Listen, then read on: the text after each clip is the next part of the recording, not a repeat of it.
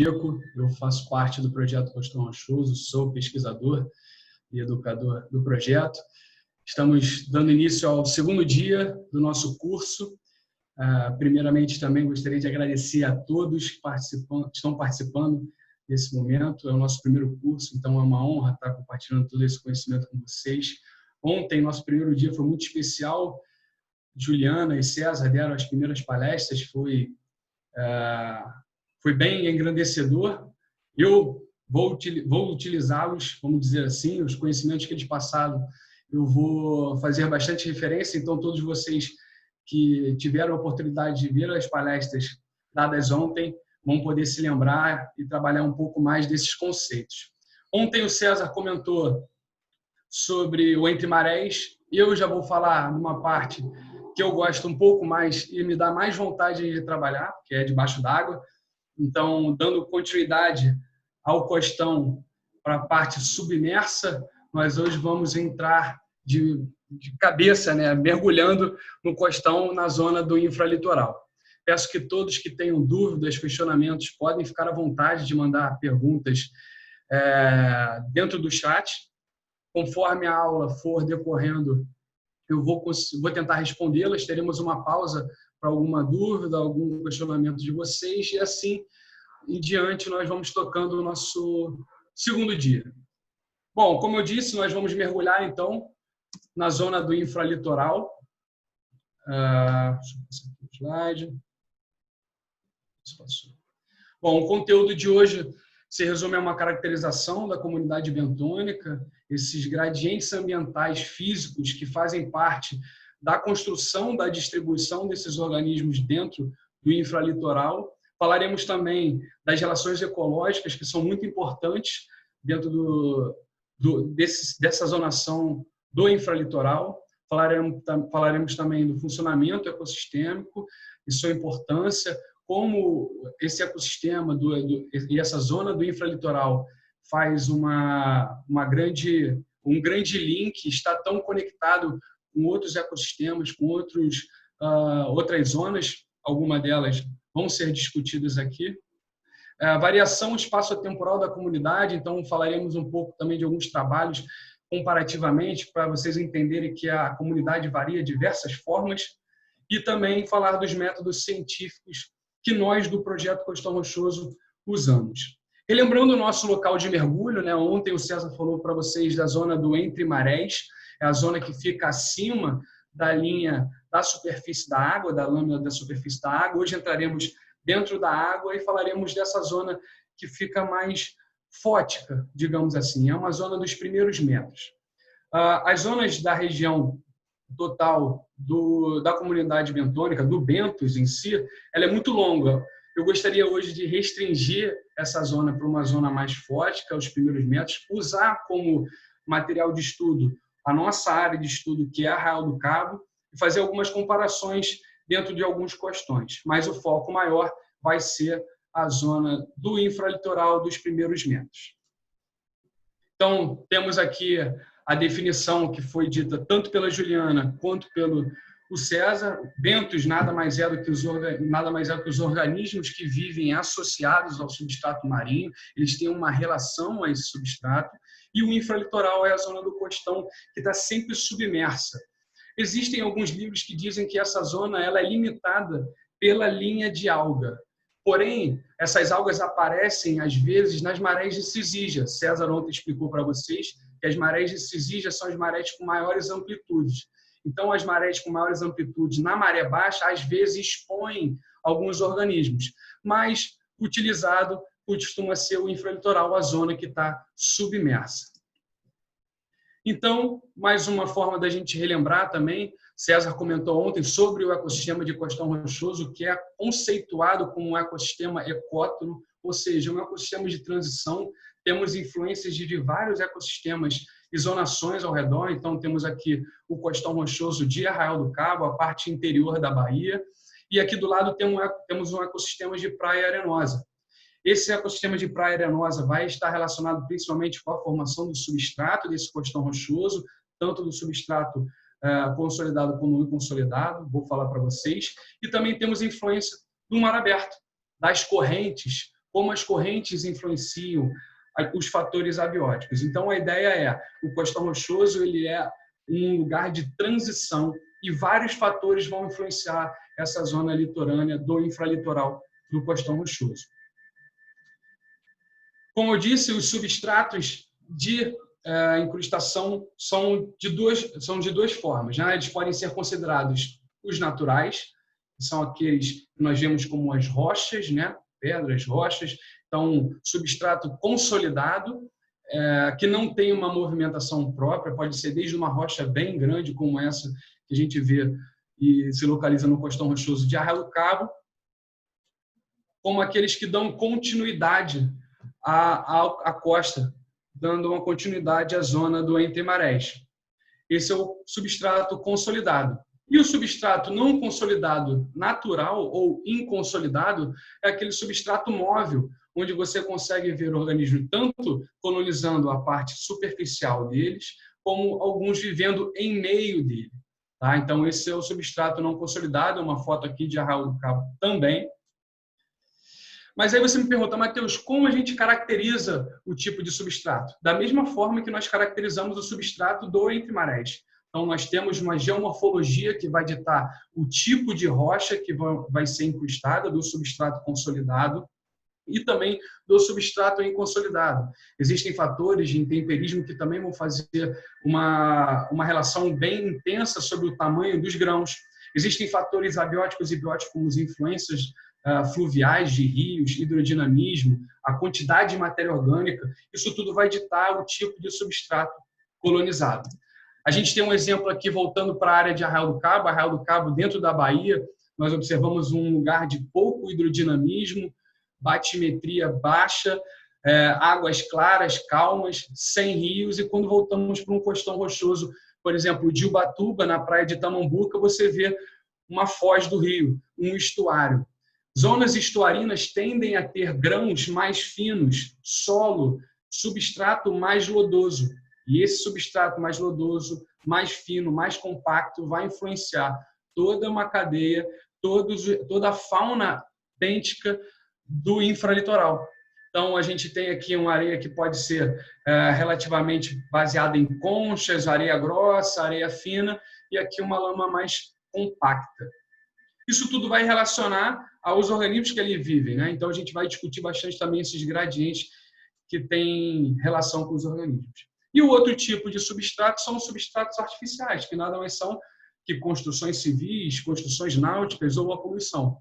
Aqui é um pedaço do cais onde está colonizado por algas, crustáceos, moluscos, até um pneu de carro. Esse pneu, a gente consegue ver aqui didêmino, assídia, outros organismos que usam como refúgio. Então, a ação antrópica vai dizer o como esse ambiente tem substratos artificiais. Quanto mais ação antrópica, mais ação do homem, mais substratos artificiais a gente vai encontrar. E existem os substratos artificiais móveis também. Então, uma brincadeira, né? Não que exista, mas conceitualmente eles são móveis e são importantes nas colonizações de outros costões, de outros ecossistemas. E a gente vai falar um pouco dele mais para frente. Mas são substratos móveis, né? Com relação aos organismos e sua movimentação, os organismos se separam da mesma forma que o Entre Marés, de sésseis, aqueles organismos que ficam parados, não têm a capacidade de locomoção, são chamados também de sedentários. Existem aqueles organismos que são móveis, aqueles que possuem uma capacidade de locomoção maior, eles caminham por cima do ventos. E eu vou fazer só um parêntese bem rápido. Existem alguns livros que usam também os sedentários intermediários. O sedentário intermediário é aquele que se locomove, mas toda vez que vai se alimentar, ele para. Então, não utilizam mais, mas eu resolvi só dar uma observação. Aqui em Arraial do Cabo nós temos alguns exemplos. Por exemplo, os organismos sésseis, como esse coral mostarda, Porites braneri. Ou então uma alga verde, Alcaulerpa racemosa. Está passando aqui o fumacê, está na hora, é o novo normal, peço desculpas. Caso atrapalhe, vou tentar falar um pouquinho mais alto.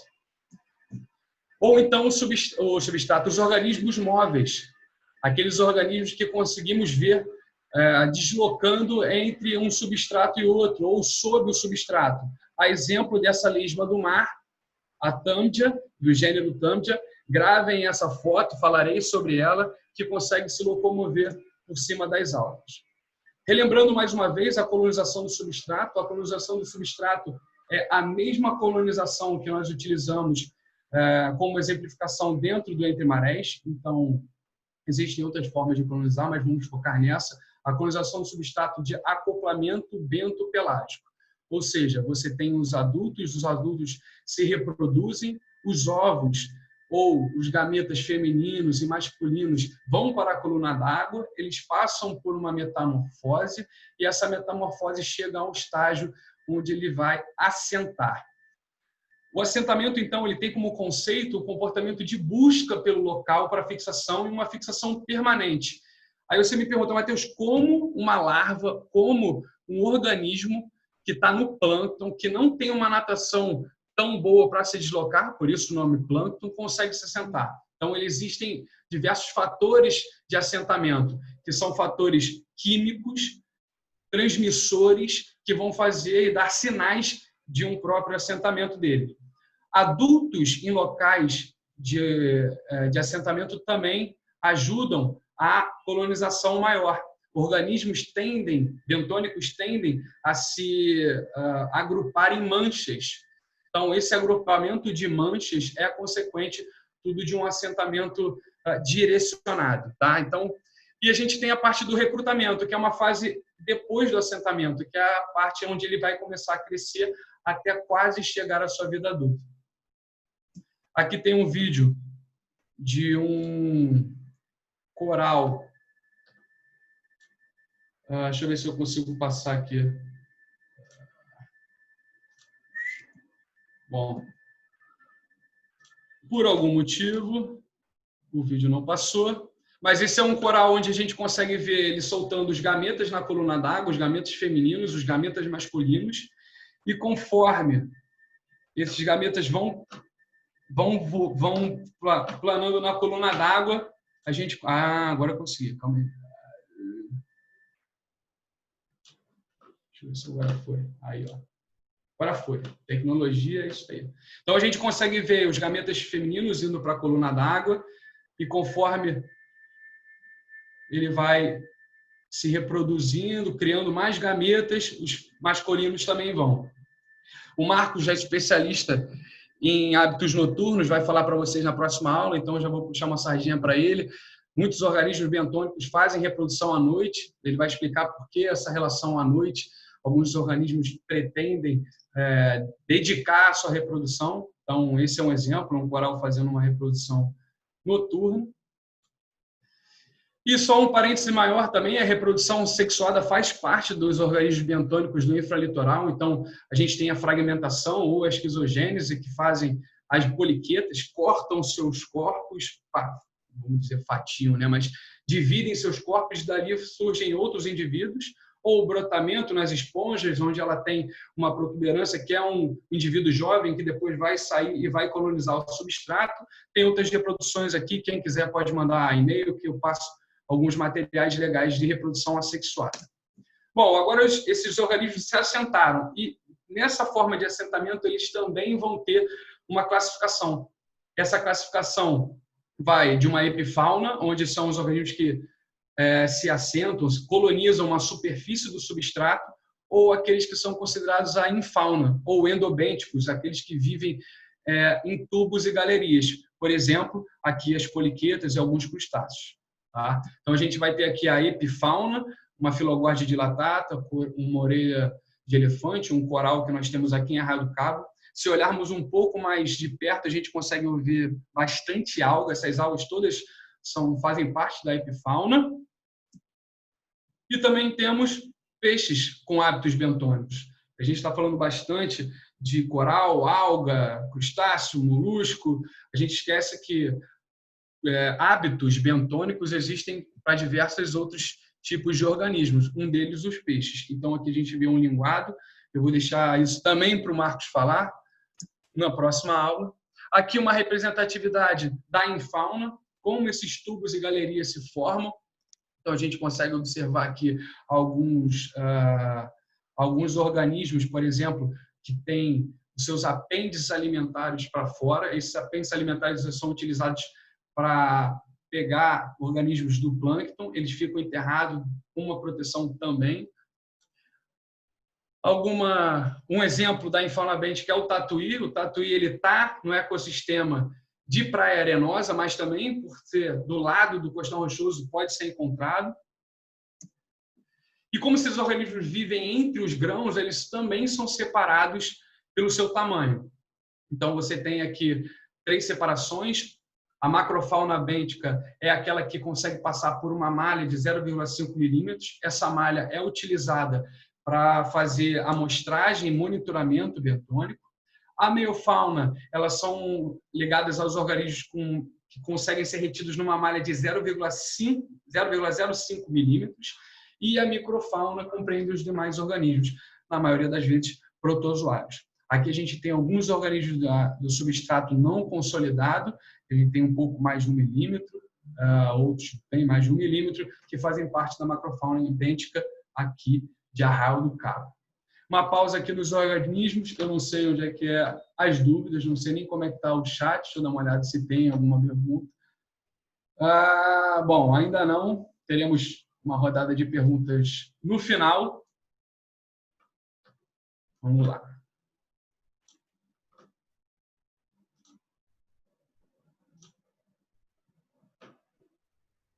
Fica a pergunta se... Tá.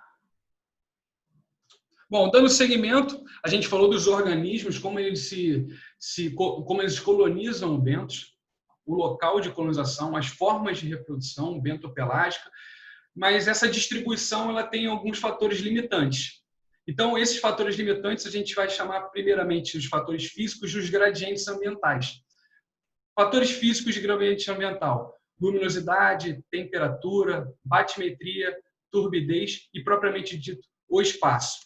Falando mais minuciosamente de cada um, a gente consegue ver aqui, por exemplo, um costão de Arraial do Cabo, faz parte da Praia do Forno, um costão relativamente raso, de muita profundidade, mas nessa foto nós vemos o quê? Muita luminosidade, águas claras, uma diversificação de espécies comparativamente até alta, com outros lugares de costão rochoso. Então, a gente vê que é um lugar raso, a profundidade rasa, ela tem uma alta luminosidade, então favorece o crescimento de alguns organismos que são importantes para o bentos do infralitoral, principalmente corais, principalmente algas que fazem fotossíntese, a gente vai comentar um pouco mais sobre isso. Então, esses corais, eles são propriamente ditos grandes engenheiros, fazem novas casas, novos locais para outros organismos se assentarem, se relacionarem, e eles requerem uma temperatura ótima para sobreviver. Essa temperatura ela tende a ser um pouco mais quente, então a gente vê uma temperatura mais alta nesses lugares e, consequentemente, essa condição ótima cria-se uma biodiversidade alta.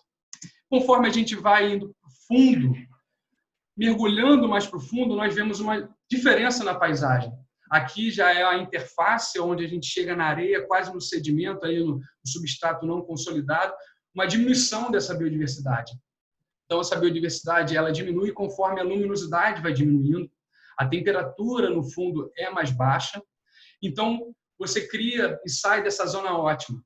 Se a gente for lembrar um pouco ou caracterizar os grandes ambientes de recifes de corais, que são os maiores ambientes de maior biodiversidade que nós temos no meio marinho, que ficam no Indo-Pacífico, no Caribe, essas características de luminosidade, temperatura, são ótimas. E lá você tem uma grande biodiversidade. Então, as condições elas vão limitar, muitas vezes, esses organismos do infralitoral. A batimetria é a mesma coisa. Um lugar que tem muita batimetria, ela tem uma alta turbidez, aqui está errado, está baixa turbidez, mas peço desculpa. Mas uma alta turbidez, você limita alguns organismos, por exemplo, moles, corais, de conseguir colonizar. Esse exemplo aqui é da Praia Grande, é uma praia que recebe diversas ondulações ao longo do ano, tem uma zona de surf aqui. Então, essa zona de surf ela recebe bastante água, bastante onda, batimetria, e você tem uma diferença grande aqui no bentos, no infralitoral. Falando agora de temperatura, Arraial do Cabo tem uma especificação com a temperatura, tudo que a gente vai falar de Arraial do Cabo tem essa ideia do fenômeno da ressurgência. Ontem o César comentou com vocês, eu vou comentar, o Marcos vai comentar, porque Arraial do Cabo tem um canto especial para se estudar. Por quê? Bom, pensamos que Arraial do Cabo ele tem um embaiamento causado por uma ilha, que é a ilha de Cabo Frio. Então, aqui dentro você tem águas mais paradas, lembrando da foto, uma água mais clara, com temperatura mais alta. Enquanto que a poucos metros, às vezes poucos quilômetros, você tem do lado de fora de Arraial um local de ressurgência. Essa ressurgência é a consequência de um afloramento de uma água que vem do fundo, que é chamada de Acas, que é a água central do Atlântico Sul. E conforme a Acas aflora, ela traz consigo uma baixa temperatura e também muitos nutrientes de matéria orgânica, que vai influenciar toda uma cadeia trófica, mais os organismos bentônicos principalmente. Então, aqui dentro nós temos indivíduos, organismos com uma afinidade mais tropical. Então, a gente vê aqui o coral de fogo, Meliá poralcicornis, um coral que cria estruturas que já deu o nome de Arraial do Cabo de oásis coralíneo. E aqui fora a gente vê mais algas, mais invertebrados, ouriços, porque são lugares onde esses corais que necessitam de uma temperatura ótima para sobreviver e para crescer, não sobrevivem. Rápido parênteses, os corais eles têm uma relação bem íntima com uma alga chamada zooxanthella. Essa zooxanthella ela faz fotossíntese, então ela precisa de luminosidade. Quando você tem uma luminosidade, você faz a fotossíntese, ele entrega o produto da fotossíntese para o coral crescer e gerar esse esqueleto de carbonato de cálcio mais constantemente. Então, esses locais onde tem uma baixa temperatura, essa relação com a zooxanthella não acontece. Então, esses corais não são achados do lado de fora. Então, aqui dentro, a temperatura tem dois gradientes ambientais. Um do lugar mais temperado, que é o do lado de fora da ressurgência, onde a temperatura é de 18 graus, e outro lá de dentro. A salinidade também, voltando para o lado da Ubatuba, então a salinidade ela vai ser influenciada quando você tem uma saída de rio. Ontem falaram da foz do Amazonas, então a foz do Amazonas ela limita várias espécies, é uma barreira. Não sei se o Marcos vai falar sobre isso, mas as espécies elas têm dificuldade de passar porque é uma salinidade mais baixa, ela fica mais ali em cima, ela impede uma luminosidade, ela traz turbidez, então todo o infralitoral que está relacionado com essas condições vão ser influenciados. Por isso, a complexidade estrutural é mais baixa do que essa que a gente está comparando, por exemplo, de um lugar que tem influências mais tropicais. Falando agora de relações ecológicas, falamos das físicas, agora voltamos para uma ideia mais biológica, né? Então, os gradientes físicos vão influenciar a distribuição dos organismos dentro do bentos e dentro dessa distribuição existem as relações ecológicas. Deixa eu ver aqui, não sei se tem mais perguntas.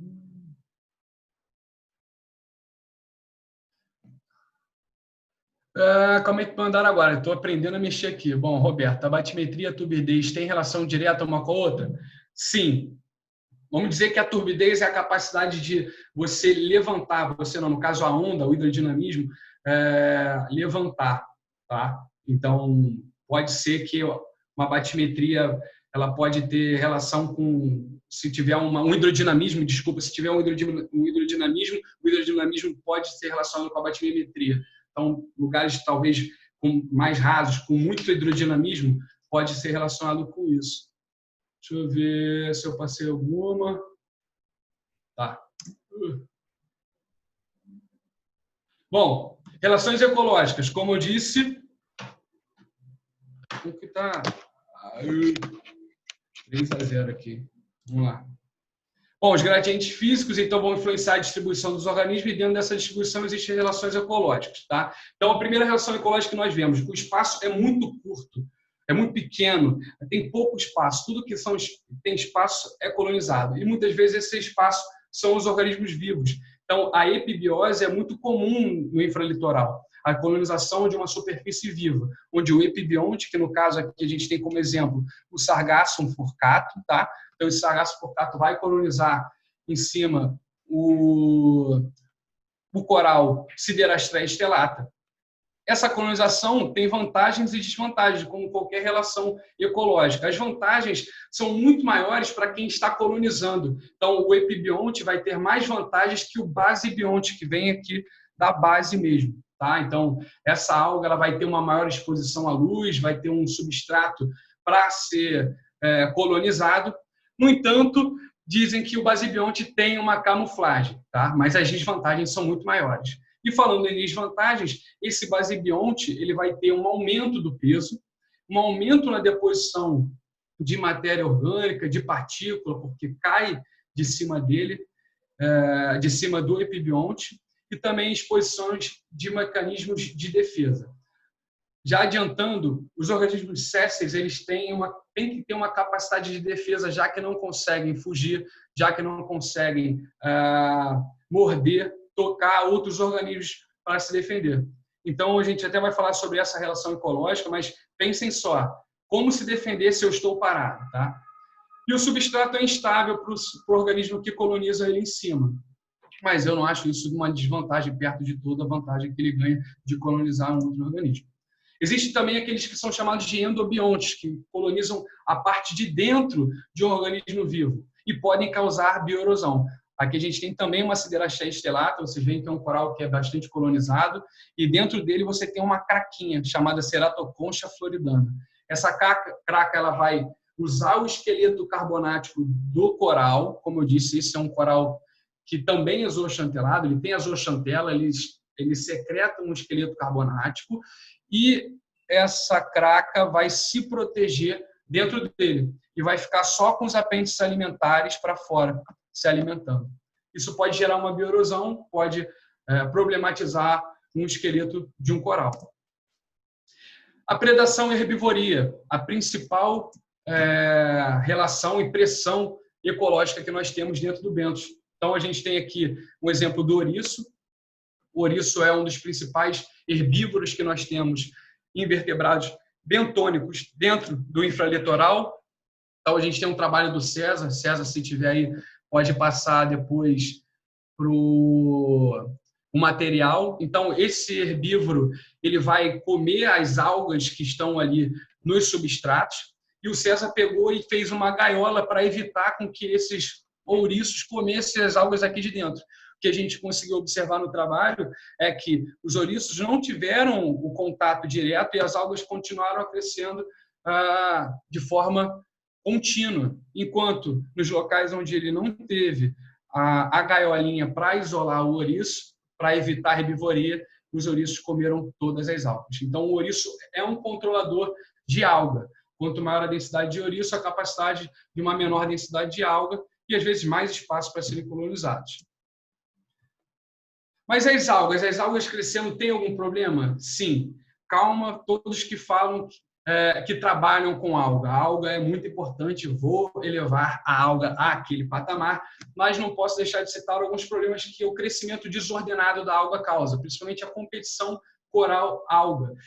Há muitos trabalhos que falam dessa competição, então o coral ele tem uma capacidade de ser colonizado por alga, como eu mostrei, dos epibiontes, e a alga vai crescendo, crescendo, crescendo, e muitas vezes pode retirar a colônia do seu eixo normal de estabilização, de vida, de saudável, e isso pode gerar problemas, já que o coral é considerado um importante engenheiro ecológico. Vamos falar sobre isso também. Então, aqui a gente vê um exemplo onde tinha bastante coral em 1959, por diversos fatores.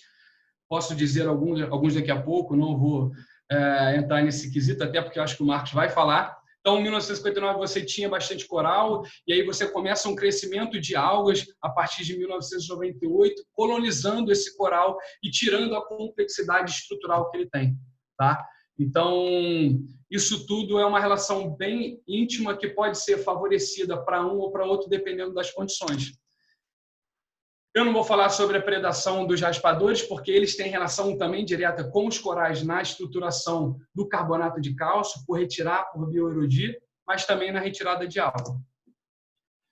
Na relação ecológica de predação, você também vê uma forma de defesa. Então, lembra daquela lesma do mar que eu falei no início? Essa lesma do mar, ela consome alguns pequenos nematócitos, que são pequenas estruturas urticantes que tem no coral.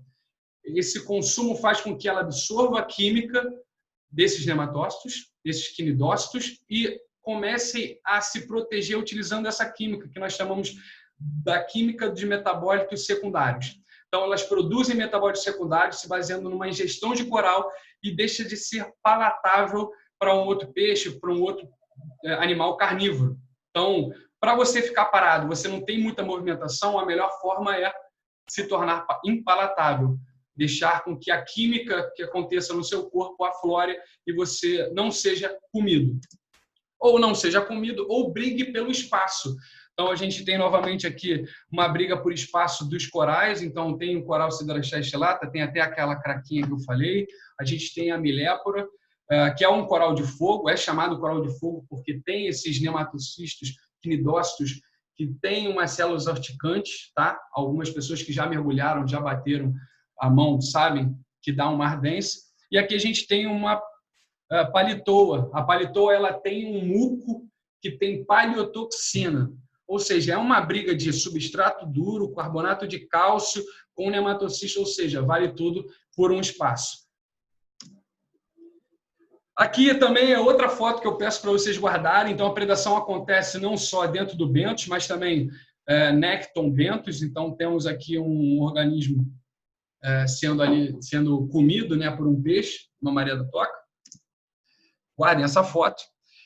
E aí a gente entra no funcionamento ecossistêmico. Vamos dar importância a esse infralitoral, né? Então, o infralitoral ele tem uma importância porque tem uma complexidade estrutural.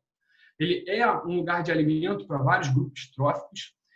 É lugar de abrigo e proteção e faz participação nos ciclos biogeoquímicos. Então, a complexidade estrutural está totalmente relacionada aos corais, à rugosidade, à quantidade de tocas que nós temos dentro daquele ambiente. Então, essa é uma foto de Arraial do Cabo, onde a gente tem um coral cérebro, coral de fogo, temos esponja, temos bastante alga. Isso tudo faz com que o ambiente fique mais biodiverso e você fique com mais possibilidade de organismos colonizarem ou habitarem. Então, aqui a gente tem mais um exemplo de Arraial do Cabo, o olho de cão, mais um juvenilzinho. Então, são lugares de abrigo, assim como as algas. Falei para vocês que trabalham com alga, que elas fazem parte, e muito boa parte do nosso ecossistema de costão rochoso, tem o seu valor inenarrável, vamos dizer assim, não fiquem bravos, mas a alga ela é muito importante também como abrigo. Algumas épocas do ano em Arraial do Cabo, esse banco de sargaço cresce e acaba sendo um bom lugar para abrigo. Não só abrigo, mas as algas também elevam a produtividade primária dos locais do costão rochoso. Então, você tem aí uma boa fonte de alimento. Temos a tartaruga comendo no costão. Temos aqui um acanturídeo, um peixe cirurgião também comendo no costão, porque são algas fotossintetizantes. Não só algas, mas vamos olhar um pouquinho mais de perto. Nem Arraial do Cabo, em diversos costões rochosos, nós temos o chamado turf, que são matrizes de algas epilíticas. São emaranhados de algas. Se olharmos um pouco mais de perto, vemos que são diversos gêneros de algas, diversos tipos de algas, que ficam emaranhados e formam uns tapetes incrustados em cima das rochas. Então, aqui a gente tem os exemplos de gêneros de alga, calcários frustrantes, jânia, firoa, algumas algas marrons, verdes, que se entrelaçam e fazem esse tapete e dão espaço também para outros organismos colonizarem. Então, dentro desses turfs, desses emaranhados de alga, nós temos ouriços, crustáceos, temos moluscos, temos até corais, pequenos corais que estão se assentando, que caem ali em cima. Ou seja, temos um banquete. Muitos dos peixes, Marcos deve falar para vocês, se alimentam somente do turf, porque o turf é uma boa fonte de energia. Não só uma boa fonte de energia, mas aos curiosos de plantão, sei que tem alguns biólogos aí, o turf ele é a maior parte, a maior cobertura dos nossos costões rochosos. Não só dos costões rochosos, mas também do litoral brasileiro. Então, cerca de 50% do turf, 50% da cobertura de Arraial do Cabo é turf. E se misturarmos turf com macroalga, em média, 80% faz parte do litoral brasileiro. Ou seja, as algas tendo um peso bastante importante. Bom, deixa eu dar uma olhada aqui rapidinho, que eu estou falando bastante. O pessoal mandou e-mail. Fiquem tranquilos que depois eu vou mandar tudo bonitinho para vocês. Tá? Bom, voltando aqui, então, a gente está falando sobre essa importância. Eu só queria citar, também não vou ter tempo para ficar me alongando nos ciclos biogeoquímicos, mas o infralitoral é importantíssimo para o ciclo, por exemplo, do cálcio. Nós estamos falando de diversos organismos que têm carbonato de cálcio, conchas, sedimentos, tudo isso está relacionado ao ciclo biogeoquímico do cálcio e o ciclo do carbono. As algas sequestram os carbonos, então acho que daria uma aula inteira só dessas importâncias. Falando agora da variação espaço-temporal. Os bentos, a gente observou que variam por condições, mas às vezes existem condições abruptas que fazem com que os bentos, a comunidade bentônica, se modifiquem. Desde fatores que são fatores naturais, uma sazonalidade, ou, como disse, uma ressurgência no início, um El Niño, ou fatores antrópicos. Tá? Então, os fatores naturais, por exemplo, pode ser uma sazonalidade. Aqui é um exemplo de um costão rochoso lá de Búzios, onde no verão nós temos um crescimento da alga sargaço em cima de corais, e quando chega no outono essa alga some.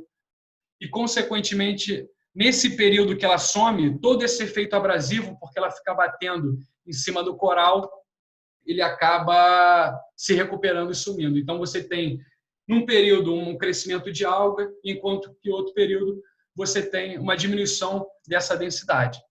Voltando agora para o sistema de substrato não consolidado, em Ubatuba, eles perceberam que havia uma diferença na estruturação da comunidade do inconsolidado.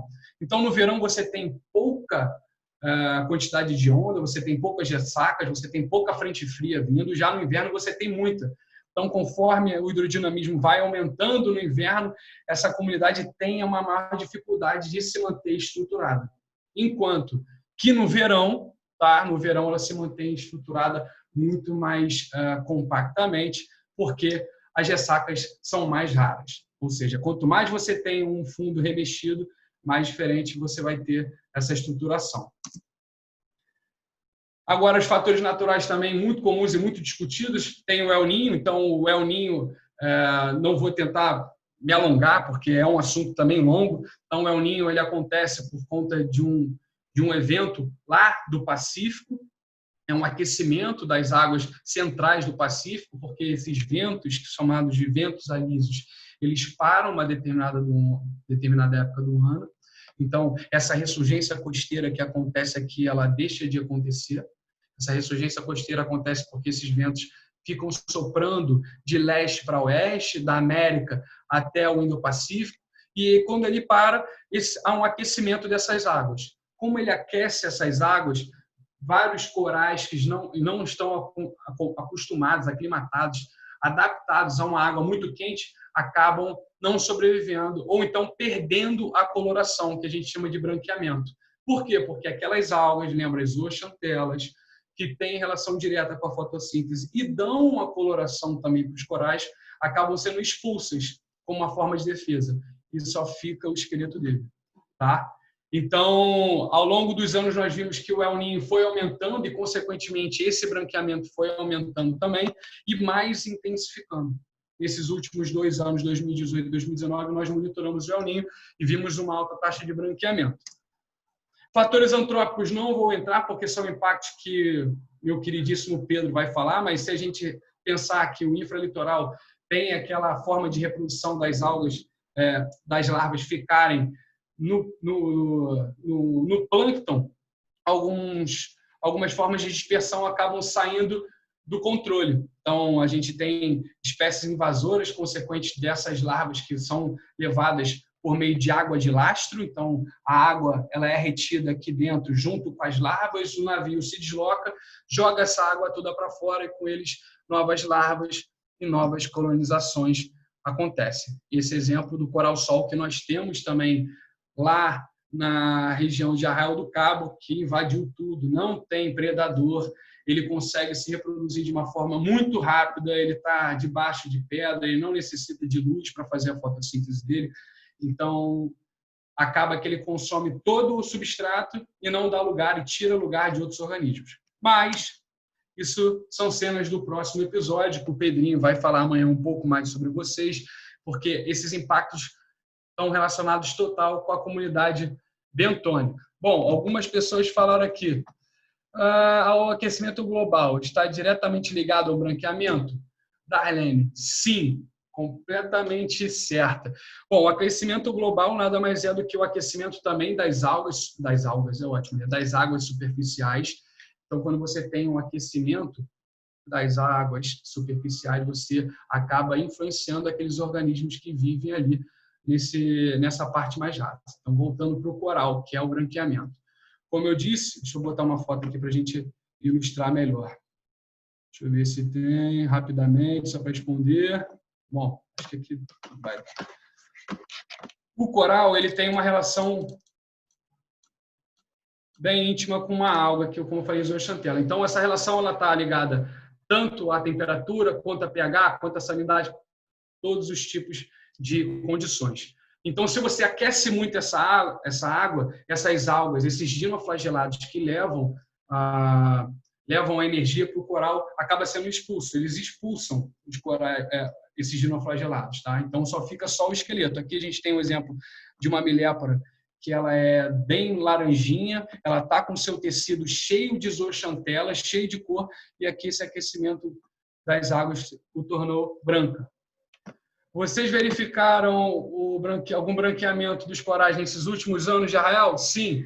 Vou até mostrar para vocês um método que nós fazemos de amostragem da comunidade coralina. Então, nos anos de 2018, principalmente 2019, nós observamos uma alta densidade de branqueamento dos corais. Lembrando que o branqueamento dos corais não é a morte dos corais. Tá? Então, o branqueamento simplesmente é a perda das zooxantelas, perda da coloração.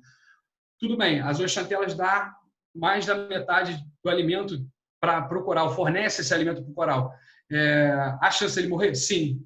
A partir do momento que você perde a sua defesa, você tem uma baixa imunidade, como se fosse a gente, você abre espaço para outros organismos oportunistas colonizarem, desde algas até bactérias, fungos. Então, acaba envolvendo isso. Coral mole em arraial, espécie invasora, mandaram isso no chat privado. Bom, ótimo, existe uma espécie invasora, o Pedrinho vai falar, não queria entrar muito por essa espécie invasora. Cromanophyteia, ela é um coral mole que existe em 2 questões, se não me engano, um só, que é no Cardeiros, que virou uma espécie invasora endêmica. Vamos lá, ela chegou também por meios antrópicos, colonizou aqui. Os pesquisadores pegaram a genética dela, mandaram para fazer e descobriram que ela era lá do Indo-Pacífico, de uma mesma população do Indo-Pacífico, porém, a genética dela não era achada em nenhum lugar, só dizia que existia a mesma lá no Indo-Pacífico, ou seja, o código de barra dela só era de Arraial do Cabo, só tem Arraial do Cabo. Então, é uma espécie exótica. Não vamos dizer que é invasora, porque o conceito de invasora é quando ela causa muito malefício. Então, o coral sol ele causa malefício, ele é uma espécie invasora. Então, é uma espécie exótica que é esse coral mole. O Pedrinho vai falar amanhã para vocês. Tem como reverter o processo de branqueamento? Sim. Como? Bom, o coral, cada espécie de coral tem uma forma de resiliência, uma capacidade de resiliência. Eu não ia entrar muito nessa área, porque senão porque minha área acaba que o pessoal vai me criticar, que eu estou passando do tempo. Mas dá licença aí, galera, segura um pouquinho aí que as dúvidas estão boas. Bom, o coral ele tem uma relação com essas zooxantelas. Essas zooxantelas podem vir com ele conforme o crescimento, vamos dizer, de pai para filho, ou eles podem repovoar a sua colônia por zooxantelas, por dinoflagelados, que são a mesma coisa, que estão na coluna d'água. Então, ele branqueou. Esse evento ficou mais estável, normalizou, ele começa a se recuperar, repovoando por outras zooxantelas que estão na coluna d'água. Então, algumas espécies têm essa capacidade. Outras espécies realocam essas zooxantelas em outras partes dos corais. Então, ele consegue repovoar de novo.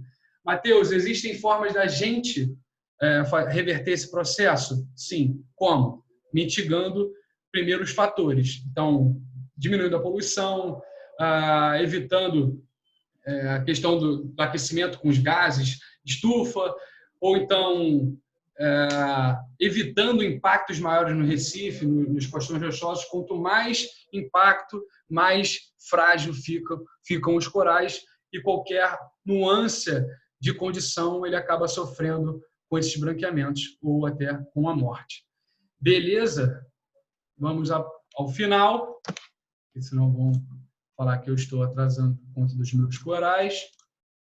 Nos próximos episódios, então, esse enfraquecimento que eu acabei de falar está gerado também os impactos antrópicos, né? São fatores que acabam enfraquecendo. E conforme você vai tirando a complexidade dos costões rochosos, você vai também diminuindo a diversidade. Então, aqui a gente tem um esqueminha onde tem um lugar com bastante rugosidade, bastante organismos vivendo junto, e depois você tem um lugar de menos coral e menos biodiversidade. Tá? Como vamos trabalhar na zona do infralitoral? Matheus, Costão Rochoso faz alguns trabalhos de monitoramento. Então, vamos lá. Deixando claro que existem infinitas formas de trabalhar. Vou falar só do Costão Rochoso em Arraial do Cabo. Então, a gente tem um monitoramento da comunidade por censos subaquáticos, que é o foto quadrado. Vou dar uma explicada para vocês o que é. Temos o monitoramento da comunidade coralina também, que é relacionado ao ninho, monitoramento da comunidade bentônica do não consolidado e um DNA de conteúdo estomacal de peixes. Vamos lá, cada um no seu quadrado. Primeiro, a gente tem aqui, então, uma trena, onde esticamos e tiramos fotos, que são esses fotos quadrados aqui, onde vocês podem ver, da comunidade bentônica. Essa comunidade ela é analisada dentro de um computador e a gente consegue ter a densidade de todos os organismos que aqui vivem. Tá? Então, a gente vai tirando essas fotos ao longo dessa trena e ao longo das profundidades. Assim, a gente consegue ver como a comunidade funciona ao longo da profundidade e como a comunidade está relacionada entre si. Podemos até ver algum impacto dentro da comunidade, diminuiu a densidade de ouriço, diminuiu a densidade de alga, aumentou a densidade de alga, assim sucessivamente. Existe também a capacidade de fazer, em vez de foto, vídeo ao longo do transecto. Pode também. Aqui é um exemplo do monitoramento de coral. Tá? Então, deixa eu ver se eu consigo passar esse vídeo. Esse é um vídeo do ano passado. Vai estar balançando porque acontece, faz parte. Estava mergulhando na apneia. Esse aqui sou eu. Então, aqui a gente consegue ver uns corais branqueados. Aqui é uma trena na minha mão. Aqui é uma trena na minha mão, onde eu consigo medir o tamanho do coral. E aqui a gente tem uma pranchetinha com as colorações. Quanto mais perto do branco, mais branqueado, mais estressado o coral está. A gente faz isso também ao longo do transecto. Com relação ao inconsolidado ou não consolidado, então a gente tem a amostragem do substrato. Aqui tem o Gustavo que trabalha com a gente, ele enfia um tubo PVC, um corezão bonito, no substrato, tira todo esse substrato junto aos organismos, passa numa malha, essa malha é lavada e depois de todo um procedimento de conservação em álcool, eles levam para o laboratório. No laboratório eles tiram o sedimento e começam a identificação dos organismos. E aqui a gente tem aquela foto que eu falei para vocês prestarem atenção e já é um gancho para a próxima aula do Marcos. A gente consegue também observar a dinâmica dentro do nécton, dentro dos peixes, fazendo a análise do conteúdo estomacal. Então, nós fazemos aqui o DNA dos indivíduos do não consolidado. Pegamos esses indivíduos que estão dentro dos estômagos dos peixes e começamos a observar e monitorar como esses peixes estão alimentando. Então, isso é bom para a gente ter uma conexão e entender que tudo está interligado. A importância do infralitoral com o nécton, com o entre marés, tudo interligado. Bom, quem quiser saber de algumas bibliografias, acabou entrando até o AGRA, que é uma forma de método já padronizada. A gente tem o livro da Biologia Marinha, que utilizamos muito na faculdade, esse também, dos professores que deram aula até para a gente na UF, alguns nossos, né? Abílio e Renato Crespo, lá de Arraial do Cabo, imperdível, Biodiversidade Marinha, conta toda a história de Arraial do Cabo, desde geológica. Quem quiser, a gente pode disponibilizar, tem no site do IAPM, manda e-mail para a gente, manda tudo que a gente manda tudo. E também tem o livro de ecologia, para quem quer trabalhar um pouco mais dentro da faculdade, é o pai da ecologia, Begon. Esse é o cara. Gostaria de agradecer a todos, é um prazer. Espero que tenham gostado, espero que não tenha tomado tempo de vocês. Agora que eu vi que tem um risco ali na apresentação, espero que tenha saído esse risco. Muito obrigado e uma boa noite. Quem tiver perguntas, fiquem à vontade. Deixa eu ver.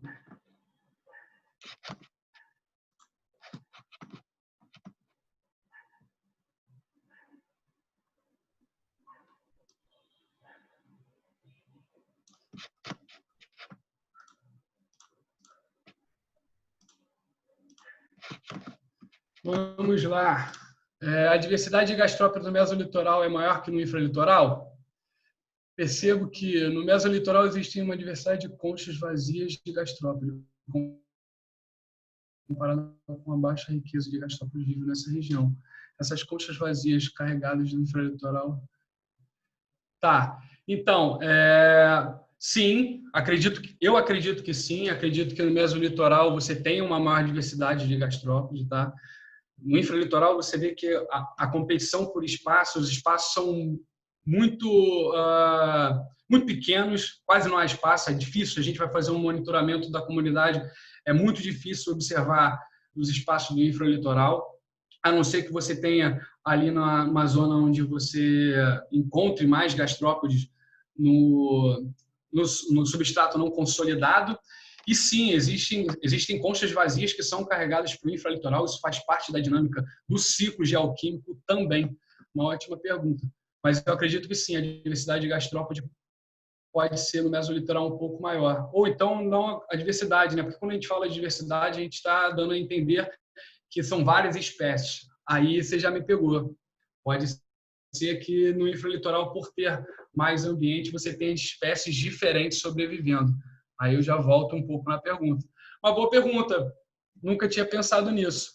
Mas a segunda pergunta é, sim, as conchas vazias são carregadas do infralitoral também. Existe algum local em que o branqueamento de corais é considerado algo normal da dinâmica da região? Ou podemos ver o evento sempre como algo preocupante? Ótima pergunta, Jéssica. Ótima pergunta. Vamos lá. Hoje, no estado que estão todos os ecossistemas coralinos, sim, devemos levar como algo preocupante.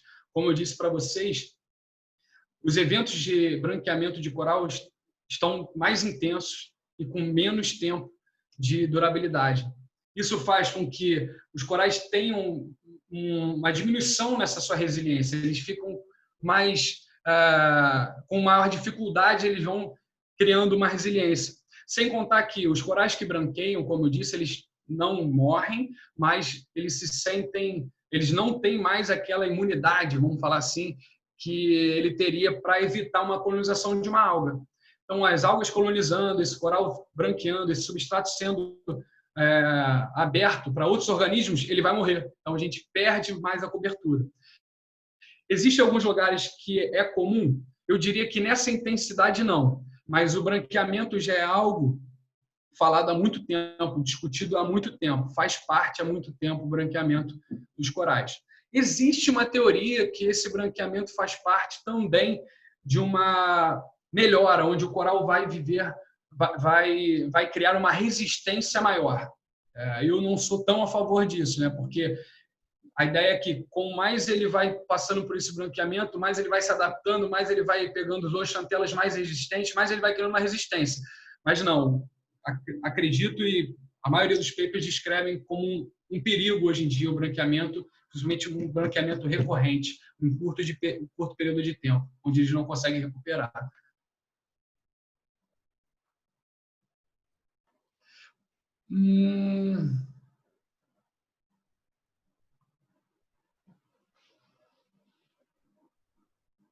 Existe alguma espécie de coral que pode definir uma única espécie de predador do mesmo? Ana, você quer saber se existe algum coral que é predado? Existe alguma espécie de coral que pode definir uma única espécie de predador do mesmo? Existem espécies que predam somente coral? É isso que você quer perguntar? Bom, se for isso, sim, existem espécies, o Marcos vai comentar com vocês, que são coralívoras, elas comem coral, tá? Peixes têm isso, existem, por exemplo, estrelas do mar, comem coral, dizimo, coberturas e coberturas lá no Indo-Pacífico e também na Grande Barreira. Então, sim, se essa foi a sua pergunta, eu entendi bem, acredito que sim. Então, o phase shift eu não quis comentar muito, eu nem queria falar muito essa palavra, porque não iria entrar por uma parte que eu iria tocar, né? Isso vai ficar mais com o Pedro, que está relacionado aos impactos. Mas sim, o phase shift, que é considerado essa mudança de fase, até tomei cuidado para não usar essa palavra, faz parte, sim, é muito observado, é um fenômeno comum depois que começaram os impactos sinérgicos entre naturais e antrópicos mais frequentes. Matheus, com relação ao branqueamento, como estão as questões comparadas aos outros, tipo Caribe e outros locais? Boa pergunta, Marco. Hoje, o branqueamento, principalmente nos últimos 2 anos, atingiu Arraial do Cabo, digamos assim, até Ubatuba e outras questões espalhadas, como Búzios, como se fosse num local do Indo-Pacífico, do Caribe. Tá? Lógico, eu volto a dizer uma questão ecológica. Quando você tem organismos vivendo de forma mais saudável, com menos impacto, a chance dele se recuperar e a chance dele não se impactar é muito maior. Tá? Então, aqui os organismos eles vivem, às vezes, num alto índice de impacto. Arraial do Cabo, Búzios, Ubatuba, Rio de Janeiro, poluição, ancoragem, tudo isso que vocês vão ver na aula de amanhã fazem com que o coral fique menos resistente. Então, hoje o branqueamento ele tá tomado em tudo quanto é lugar. Lógico que a nível de densidade de coral branqueado aqui é menor porque nós temos menos corais. Tá? Se a gente for pensar aqui no Caribe, no Indo-Pacífico, são os grandes centros de biodiversidade, lá eles branqueiam mais. Tá? No Caribe, então, na última vez do ano passado, no último El Niño do ano passado, a gente tem diversos índices de mortalidade.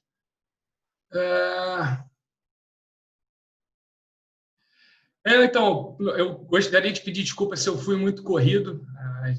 Novas tecnologias, falar para uma câmera, para um pequeno olho é difícil. Peço que você me entenda. A próxima vez vou tentar ser um pouco menos rápido nos conteúdos. É muito conteúdo, imagina falar de infralitoral, mas eu queria deixar claro que foi algo muito prazeroso para mim. Espero que vocês tenham gostado. Agora vai ter um intervalinho, daqui a pouco entra o Marcos, vai falar de nécton.